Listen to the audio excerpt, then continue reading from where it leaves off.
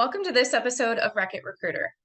I'm Katie McConnell Olson, your resident Wreck-It Recruiter, here to just help you screw up everything about your hiring and talent cycle so that you can complain about it. And today we're talking about how to botch up an offer letter. Brought to you by the Strategic Advisor Board and GrowthWise Search Partners, providing human capital and hiring solutions for rapid growth companies all over the United States. All right, so let's dive right in and talk about how to really screw up an offer letter.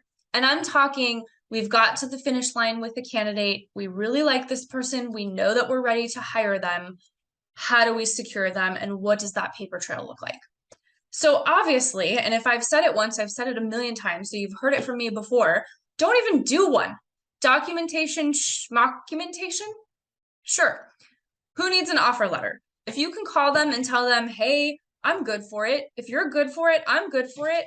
Cool. I can send you a text if you need something in writing. I mean, I'm busy and I don't have anybody to do this for me. And I didn't hire a hiring professional to help me. So like a text message gets the job done, right? Who needs one? Always better to make agreements that aren't in writing anyway, so that there isn't a legal paper trail if something comes back to bite you in the rear. Okay? We've all been burned. Second of all, if you do say that you're going to give an offer, make sure that you deliver it late. Kind of leave the candidate guessing. Maybe you call them, let them know. Maybe they leave the interview with you saying, yep, we're going to have a deal. Then go dark for a few days. You know this. The best way to wreck something is not to communicate, and passive aggressive is the name of the game. We've talked about this before. Okay, I can't tell you this enough when it comes to wrecking things. Being late and unresponsive is always the basics. Get the easy stuff right, guys.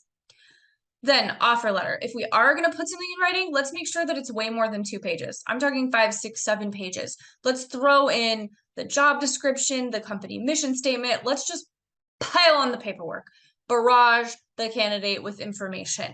Better yet, the information about salary, start date, benefits. Bury that sucker like the 3rd or 4th page, because you want to make sure they're paying attention and they're reading everything. It isn't about the most important information. It's about making sure that they're paying attention, because I need people with an attention to detail. Am I right? Or am I right?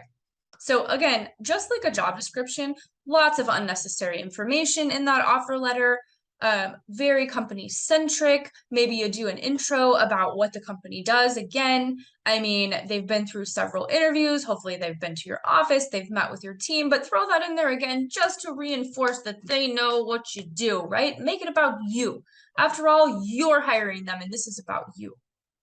Also, all that like compliance stuff, if they're exempt or not, are they paid hourly or salary? Are they going to earn overtime? Like, forget about that. We'll cover that in onboarding. So who needs to get that in an offer letter? I mean, ain't nobody got time for that, okay? And then don't talk about the next steps. For example, there will be a drug test after the offer letter is signed, or we will follow up with onboarding or your week of training. The less information, the better, to keep them guessing. And most importantly, do not include a deadline to decide on the offer letter. It's always a good idea to just sort of throw an offer letter out there without a firm deadline to decide.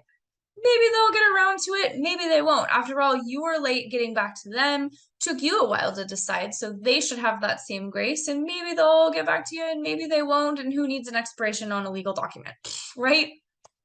And that, in a nutshell, is how to make a horrific offer letter. Now, some of that may have resonated with you as maybe some things that you're currently doing in your offer letter process, or maybe some things that you could tighten up a little bit. To take a deeper dive into your offer process and your hiring holistically and how GrowthWise can help you optimize all of that, or take it off your plate entirely, click on the link in the description and we would be glad to help you. And don't forget to comment, like, and subscribe also. We'll see you next time.